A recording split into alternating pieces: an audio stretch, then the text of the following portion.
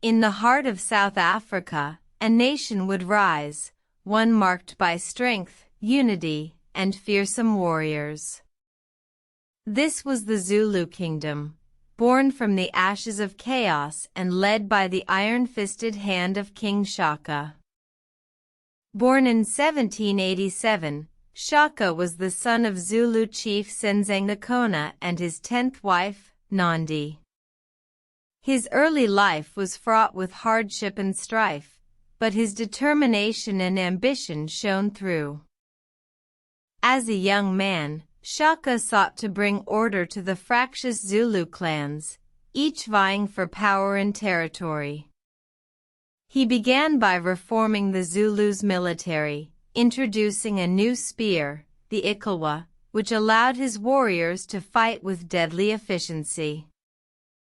With his army reorganized and trained, Shaka turned his attention to the clans. He waged a series of brutal campaigns, consolidating his power and expanding the Zulu Kingdom's territory. Shaka's reign was marked by a ruthless efficiency. He demanded obedience and loyalty from his people, and those who failed to meet his standards were mercilessly punished. He also implemented strict laws to maintain order within the kingdom, earning him the nickname Shaka the Cruel. Despite his reputation, Shaka's rule brought stability and prosperity to the Zulu Kingdom. He created a system of communal farming, ensuring that all his people were fed. He also encouraged trade, establishing relationships with other African kingdoms and European powers. However, Shaka's reign was not without its challenges. His paranoia and jealousy led him to purge potential rivals, including his own brother, Mlope. This paranoia would ultimately lead to his downfall.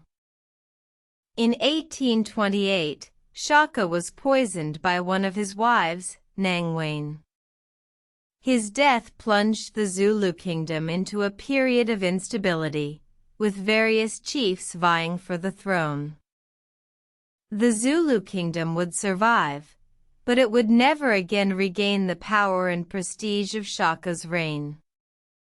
His legacy, however, would continue to shape the history of South Africa, his military tactics and organizational skills influencing the Zulu warrior tradition for generations to come.